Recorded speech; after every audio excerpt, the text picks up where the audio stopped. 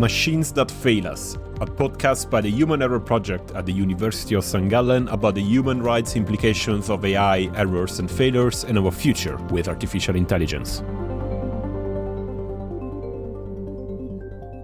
What artificial intelligence is and how it is being adopted in our society are among the crucial open questions of our times. Let's start with the basics. Artificial intelligence is not an alien technology landed on our planet, nor is a product of some science fiction fantasy, neither a utopian one nor a dystopian one. As any other technology, AI is socially shaped and is the product of human decisions, inclinations, desires, and increasingly mistakes. Since the launch of ChatGPT and its instant success, AI is now everywhere and used in many areas of our society. From educational institutions to healthcare providers, from employers to governing bodies, AI technologies and algorithms are increasingly utilized to assess and determine aspects of our lives. However, one question arises. Are these machines truly capable of reading humans and make sense of them? We believe they are not. While these technologies are often implemented to streamline decision-making processes and minimize human errors, they paradoxically harbor systemic biases and inaccuracies, particularly in human profiling. The we in this context is the team behind the Human Error Project, a research project conducted at the University of St. Gallen in Switzerland. Over the past 3 years, we have been looking at how the problematic outcomes of AI systems, their various errors, are understood, debated, and negotiated by different societal groups in Europe. Basically, we ask what happens when these actors recognize that AI systems can exhibit racism, sexism, ageism, ableism, and similar biases. How do various segments of society comprehend and influence the political discourse surrounding the human errors of AI? How do they navigate and reconcile the human rights implications associated with artificial intelligence? How do they see our future with these fallible machines? What concerns them? And what should we be doing differently? What you're listening is Machines That Fail Us, a podcast discussing the Human Error Project research results and the broader implication of AI errors. Welcome. My name is Philip Di Salvo. I'm a postdoctoral researcher at the University of St. Gallen and a Human Error Project team member. I'll be the main host of this podcast. In the next episodes, you will hear the voices of key actors working at the crossroad of AI and human rights in Europe. With them, we'll make sense of AI errors, analyzing the repercussions in various areas, and how we are constructing meaning about artificial intelligence out of them. Today, for this inaugural episode of Machines That Fail Us, I'm joined by my colleagues who worked in developing and conducting the research work behind our project. With them, we will dig into the theoretical background of our work, presenting you the results of our research. This exploration will also help us understanding how AI errors can be an excellent magnifying lens to make sense of what artificial intelligence is and what our future with these machines may look like.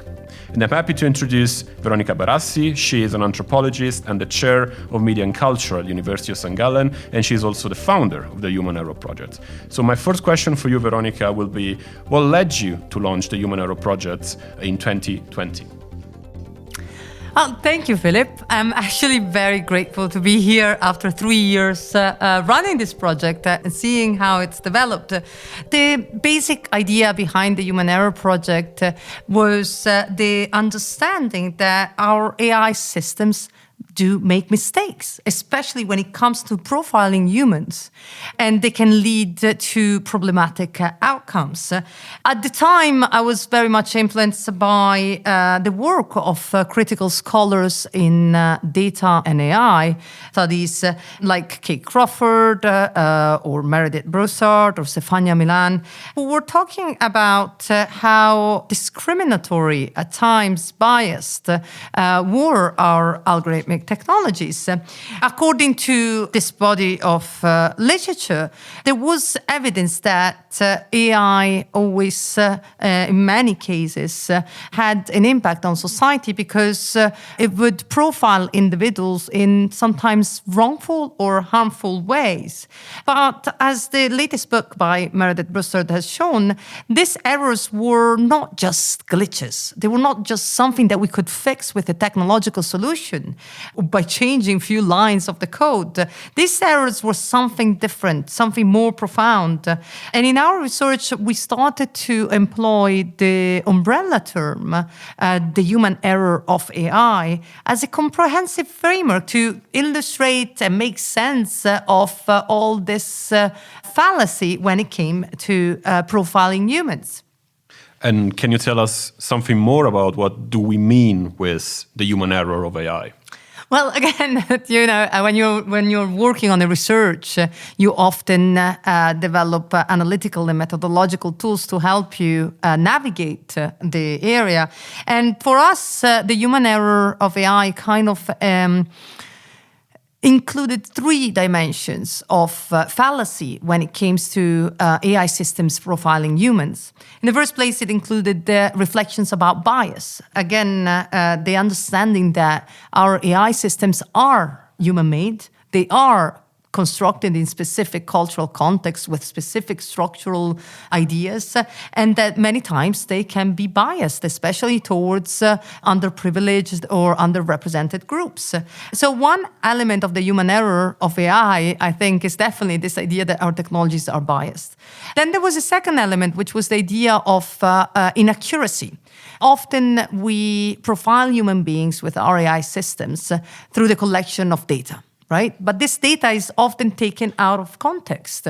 Human practices and human beliefs and human intentions are complex to understand. And so many times there is this kind of stereotypical appreciation of human nature that comes from our AI systems. And a great deal of inaccuracy because our actions are often taken out of context.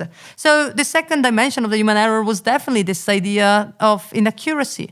But then there was also a third dimension for us that mattered when we wanted to talk about the errors that AI makes when it comes to reading humans. And this is the question about accountability. Or unaccountability, better. Most of our systems come to specific predictions, but it is very difficult for us to understand how they got to that point. And there's a clear lack of transparency. And this is incredibly problematic because if we can't see how they came up to a particular conclusion, if their conclusions are unverifiable and ultimately unknown, how can we know that they are accurate or fair? So these are the three dimensions of the human error of AI that we were interested in talking about with our project. And in building up these three dimensions, were you influenced by specific theories or specific areas of culture and research? Yes, I mean, we were interested and influenced by two approaches to the study of error. One was definitely the philosophy of error. If you look at the history of philosophy, there is a lot of theories, especially also in Indian philosophy, about how error can be understood effectively as being connected to processes of knowledge production. So without getting too technical about this, but the idea that we make errors because the ways in which we construct our knowledge is at times illusory, or we have a mismatch between what we think reality is and our subjective understanding, right? So there is a part of the philosophy of knowledge that is very much rooted in this exploration of errors. And our questions there was really, what is changing with AI technologies? We're being surrounded with technologies that produce a very statistical form of knowledge of the world. And this doesn't mean that it's a wrong form of knowledge necessarily, but when it comes to understanding human passions and desires, it might be erroneous or illusory because it might see patterns where actually these patterns don't mean much. So this was something that we were very much interested in. But then there is another body of literature that has influenced our research, which is definitely the sociology of error. In sociology, many scholars, and particularly enlightening in this case is the work by Arradao and Blanque on the political life of error. But many scholars have shown how errors confront us with deep political and social questions about the ways in which we are using our technologies. So we were interested in this more human side of error to understand how we were negotiating as a society with all the errors that AI systems were producing when it came to profiling humans. And then we also worked with the media. Can you tell us more about the work that we have done about European media coverage of these issues? As you mentioned before, the Human Error Project was very much interested in looking at how different sections of society were grasping, dealing, negotiating, and making sense of errors. And we focused on three different levels or dimensions in society. We looked at the media, we looked at civil society organizations, and we looked at tech entrepreneurs. And the work package on the media consisted in one part of the research consisted in a critical discourse analysis of 520 articles taken from three different countries, mostly the UK, Germany, and France, that were dealing with the problem of human error in AI. And we were very much interested in exploring how errors were being reported, whether the media were becoming a space in which we were starting to reflect on how AI technologies were leading to often unjust and problematic outcomes for people. And our research has been, I think, very fascinating because it kind of has shown that, yes, the media are becoming a space where we are negotiating the race for AI innovation. They are places where we are asking critical questions of what we are doing today in our world and what technologies we are embracing. Yet, one aspect that emerged very clearly from our research was that often the coverage of these AI errors was very sensationalist. It was about understanding whether artificial intelligence would take over human intelligence. There was often a techno-optimist or a techno-dystopian view of these technologies. And all this sensationalism, we thought, was kind of overshadowing more critical and in-depth understandings of the structural inequalities and the algorithmic injustice happening at the moment. And also, we also noticed that there were some voices that were kind of more neglected in media discourse. For instance, civil society organizations were only rarely contributing to the debate. So, I mean, we have published a quite extensive report on the topic that can be found on our website, but I think it was kind of revealing of the ways in which, as a society, we are really kind of being negotiating with different cultural narratives when it comes to AI innovation. And then we also continued our work in the media package of the Human Error Project with interviews with journalists, and in particular, European journalists were critically covering AI and algorithmic systems, and that's the work that have been conducted in the past few months. So I've also interviewed 35 of such journalists trying to understand what the concerns about AI errors are, what are the dystopian futures we absolutely need to avoid according to their views, and what journalism can do in mediating and probably even hosting this symbolic struggle about making sense of artificial intelligence. And the critical AI bit is definitely still a niche and an expert field, even within technological journalism. But it's also the space where the struggle over AI is really taking shape, where AI errors serve as the starting point of broader discussions around our future with AI. It is a space where AI technologies are mostly questioned in their power imbalances, the space where black boxes get opened and also analyzed. Our results in this area also show a widespread picture of concern among journalists when it comes to the actual implication that AI errors are already showing on the lives of many people. In their views, these errors are not speculative, they are not existential, faraway risks. There are issues to report on because they are already here. For journalists covering the critical AI beats, AI errors appear as extremely real and significant. In their views, AI errors today are potential anticipations of the future societal struggles that journalism will be called to report on. Those won't be, again, technological issues, but they will define the politics and the zeitgeist of our future.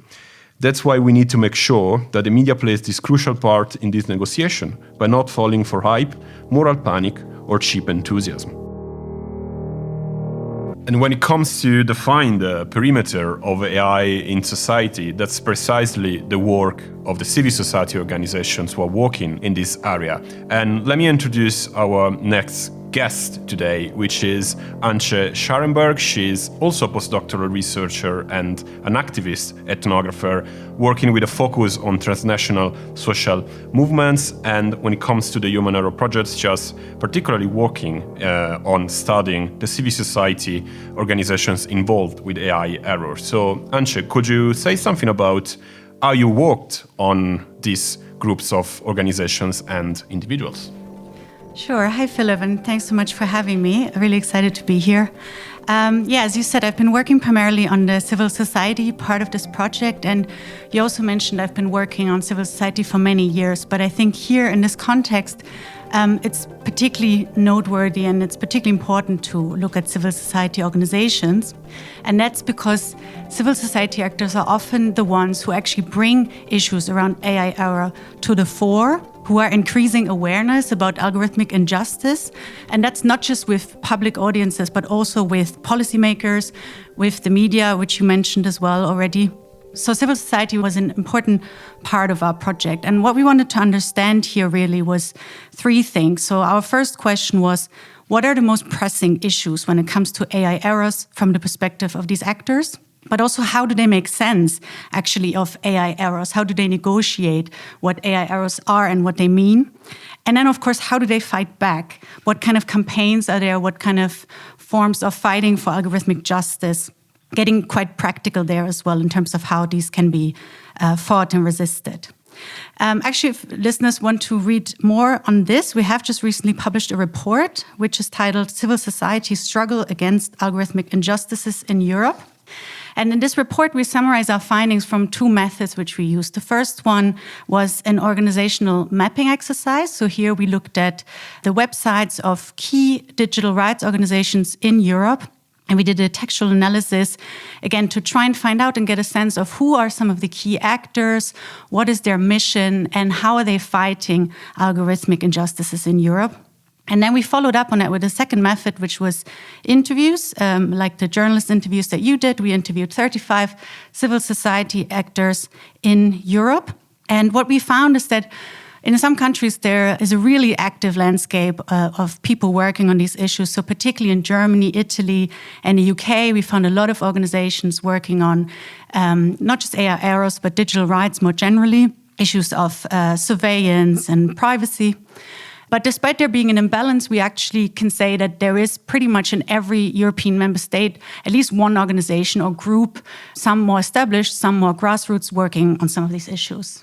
And can you tell us more about what are the key issues around AI errors and algorithm profiling according to the civil society organizations based in Europe? Sure. I mean, there's a lot. But I think firstly, I'd like to say that what's important to point out here is that these actors, they're not against technology as such. And often they highlighted in the interviews actually some of the more empowering potential or the emancipatory potential of some of these technologies. One person even said, okay, we're not contemporary Luddites. So there is a complexity here in terms of how these organizations relate to these technologies. Of course, in some cases, some of them called for an outright ban of certain technologies. And biometric facial recognition is one example. There's a quite prominent campaign in Europe that's called Reclaim Your Face, which is tackling exactly that. But in many other cases, what they called for is a more responsible use of AI and algorithmic systems, because the problem, according to them, is that these systems have been deployed without the needed checks and balances, really following almost black box dynamics. So what's missing here, as Veronica already mentioned, is a sense of accountability. And that's certainly something that civil society organizations are seeing as a key problem. There is a recent investigation by a journalistic collective called Lighthouse Reports that showed, for instance, the use of secretive fraud detection algorithms that scored half of the French population, but then actually only follow up on some of the most vulnerable people. So this is one of these examples that shows how there is an issue with transparency, with secrecy here, that needs to be addressed according to the actors we spoke to. Then, of course, the other issue, and something that pretty much all of our interviewees clearly agreed on, is that algorithmic technologies do definitely carry the risk of misreading and misunderstanding humans, because AI systems, according to them, and according also to the scholars that Veronica mentioned, they just don't take into consideration the complexity of human context, of their intentions. And so when it comes to understanding human identities, behaviors, and peculiarities, these technologies are necessarily flawed. And that's where civil society actors agree with the scholarship that is already out there on these issues. And finally, and one of the findings that really encouraged me personally was that one really important issue, according to this organization, is that AI errors in human profiling, they're not a trivial issue and they're not a trivial flaw, but rather they saw them as deeply intertwined with issues of power and systemic inequality. And I found this aspect particularly encouraging. And what did you find out when it comes to what these organizations are trying to do to change these things and how, for instance, AI is being used in society? Yeah, so I mean, if you view it as a systemic issue, of course, that makes resistance really difficult and complex. I'd like to break that question down and say there's at least 3 aspects that we're finding in our research in terms of how civil society actors are resisting. The first one is really taking place on a symbolic level. So what we could say is there's a kind of symbolic conflict or symbolic struggle over the naming and the definitions of AI, algorithmic technologies, automated decision-making technologies in Europe today.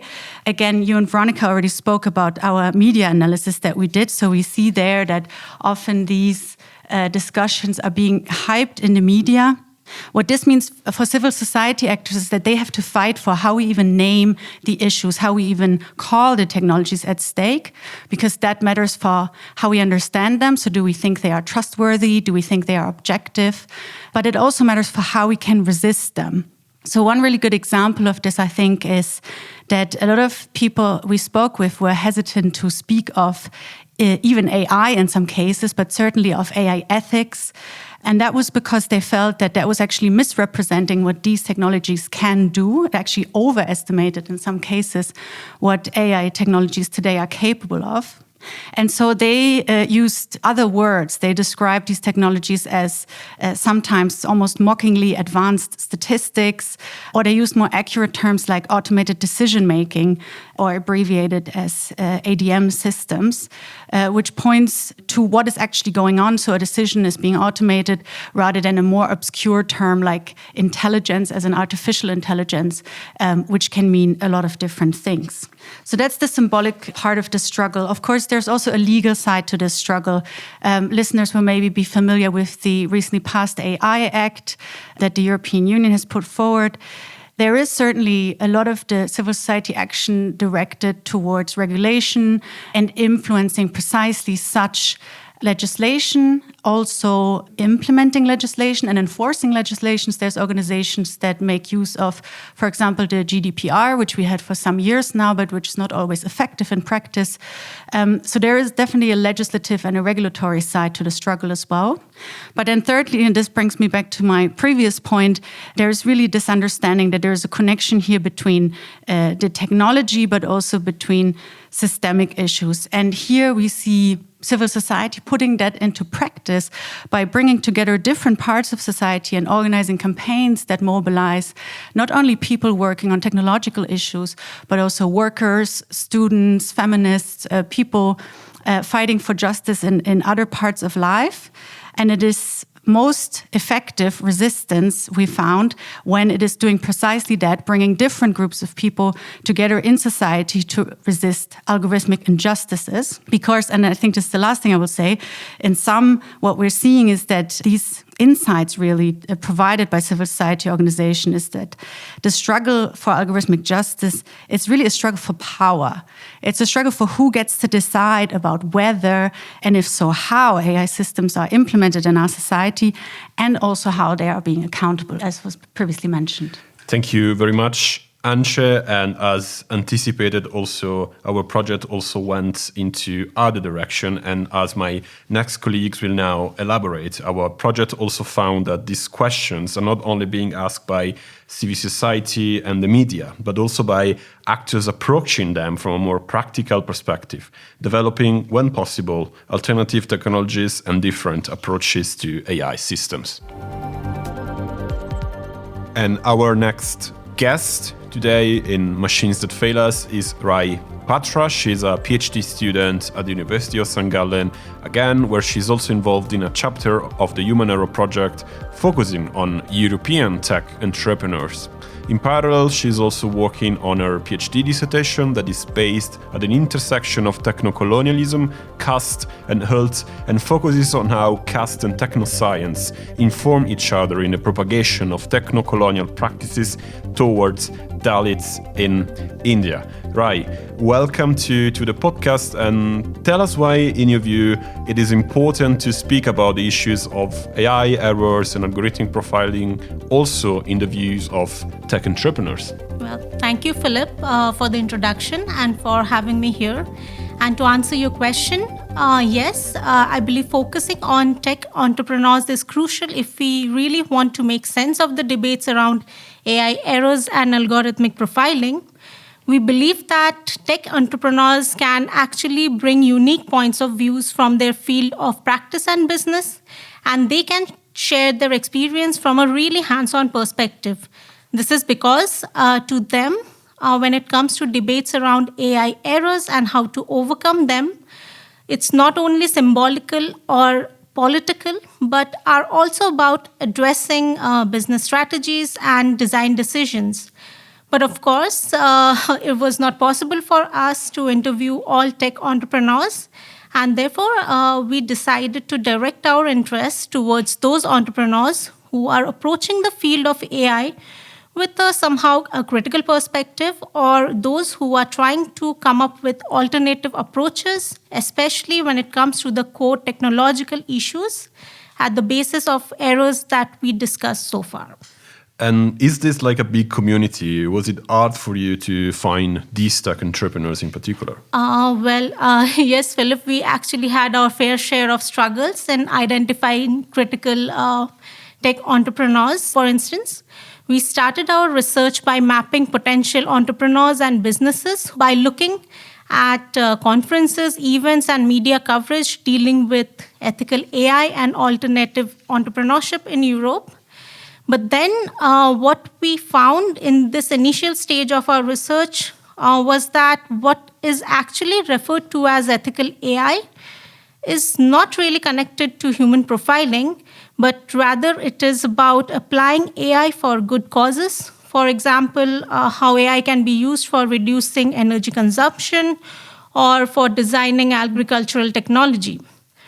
So therefore, we decided to refocus our research by looking at entrepreneurs who are interested in developing alternative approaches as compared to dominant dynamics and cultures, mainly inspired by big tech. Then we finally came up and identified 5 entrepreneurs with a strong interest in issues of data justice, privacy, or that were actively avoiding adopting profiling and other problematic data-driven business strategies that are sometimes connected with AI errors and their problematic outcomes. Here, what I want to emphasize is that the scarcity of private projects trying to explicitly build alternative AI systems is a finding in itself. I remember how disappointed we were initially during the initial phase of our project because we were unable to find really organizations or entrepreneurs developing critical tech. But then I believe that we may also argue that they underline again the contrast between discourses announcing revolutionary AI tools and the reality of entrepreneurs and developers still struggling with operating their digital tools in real environments within the real economy. Thank you very much, Rai, for this introduction to the work package of the Human Error Project with tech entrepreneurs. And now my colleague Marie Poubert, she will continue to present what we discovered thanks to our work on tech entrepreneurs. Marie, she's also a PhD student here at the University of St. Gallen, and together with Rai, she worked on the research chapter dedicated to the tech entrepreneurs. And she's also working on her PhD dissertation in the context of this research that deals with digital ageism and how the relationship between aging and technology can be rethought by putting older adults at the center of the debate.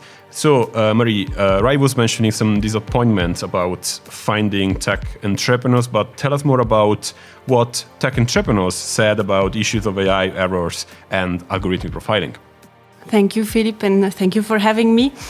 Yes, so thankfully we also had interesting findings and not only disappointment in this research chapter.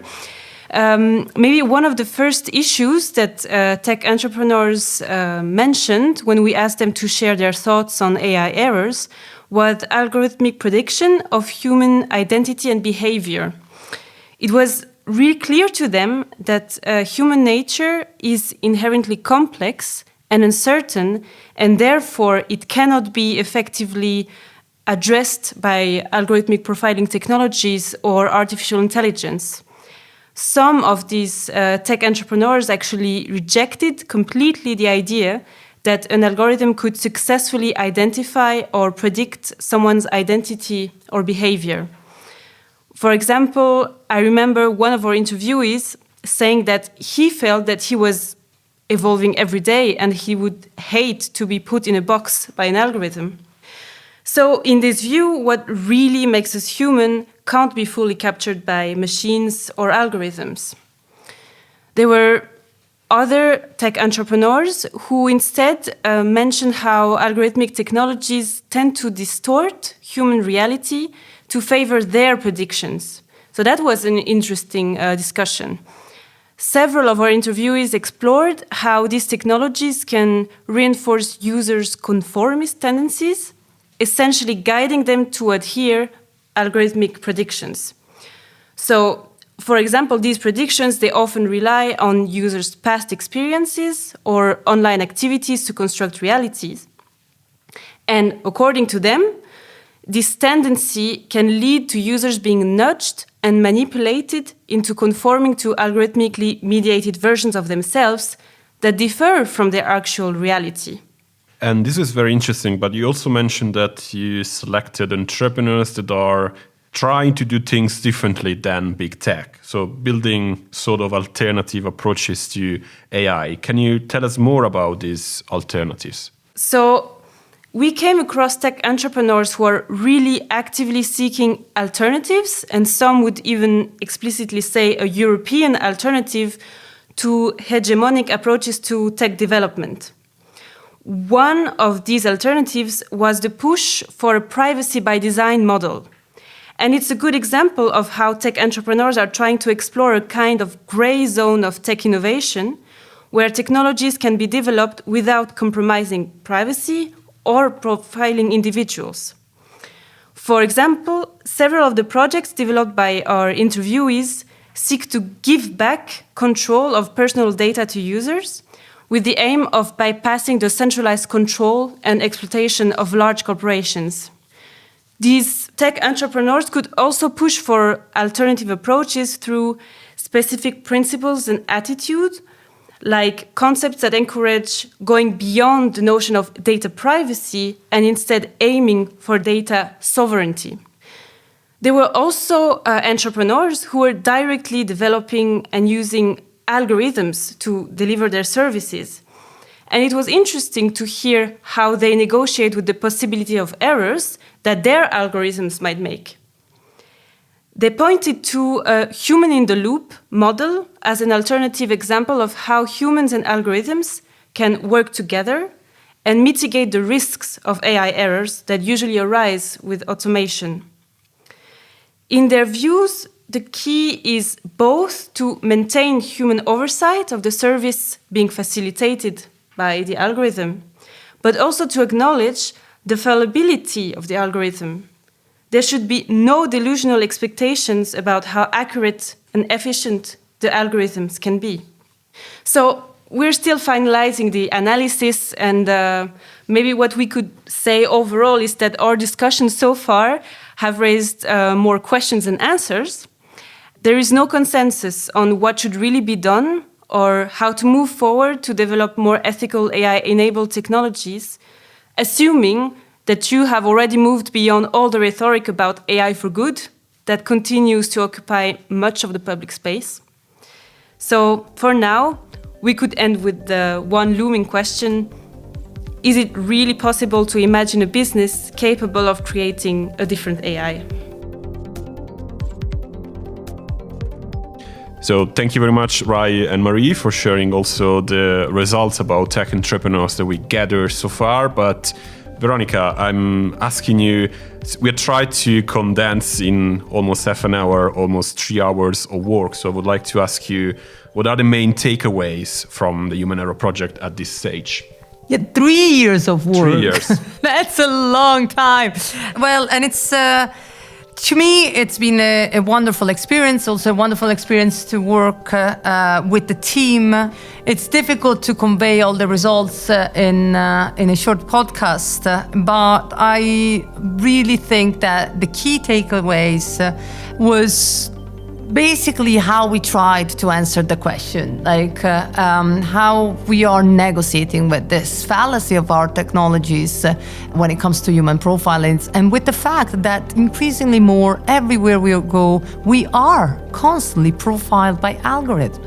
And many of our life choices are dependent on how we're being profiled. What is clear from the Human Error Project is that whilst we don't have a consensus on solution, what is coming out is that there is definitely across different areas of society a growing awareness of the problem and a growing capacity, and that's something positive to think of, to recognize the delusional expectations that our AI technologies are here to save or destroy us and are objective and accurate. There is a greater awareness and a greater ability to understand that ultimately, yes, our technologies are fallible and we just have to coexist with their being fallible, and because they are human-made, and that's what we are. So I suppose that this is ultimately what we learned from this. And it's been a very rewarding project. I hope with the reports and with the articles and the upcoming publications, we are really going to give justice to the multiple voices that we have collected. And we thank so much all the participants that have taken their time to answer our questions and to be there with us.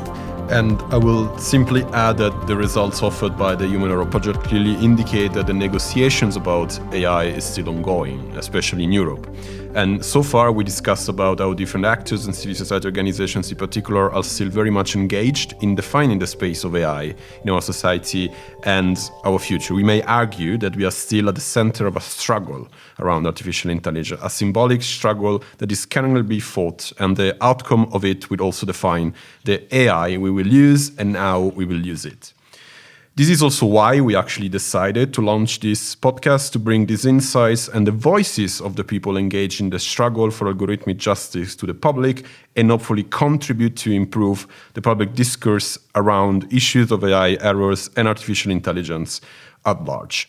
What you just heard was the first episode of Machines That Fail Us. Starting with the next one, we will present you the voices of some of the people that we interviewed during our research. We will talk with activists, journalists, entrepreneurs, and academics, deepening the analysis of the profound political meanings of AI errors and where they're bringing us. The Machines That Fail Us podcast is made possible thanks to a grant awarded by the Swiss National Science Foundation and its Agora scheme, whose goal is to facilitate conversations between academia and the public. The podcast is realized in cooperation with the Communications Office of the University of St. Gallen, and the post-production is curated by Podcast Schmiede in Winterthur, Switzerland. The episodes of Machines That Fail Us will be released monthly on the University of St. Gallen website, the Human Error Project website, and your preferred audio and podcasting platforms. My name is Philippe Di Salvo. I will be the host of Machines That Fail Us from now on, and on behalf of the entire Human Error Project team, thank you very much for listening. Machines That Fail Us, a podcast by the Human Error Project at the University of St. Gallen about the human rights implications of AI errors and failures and our future with artificial intelligence.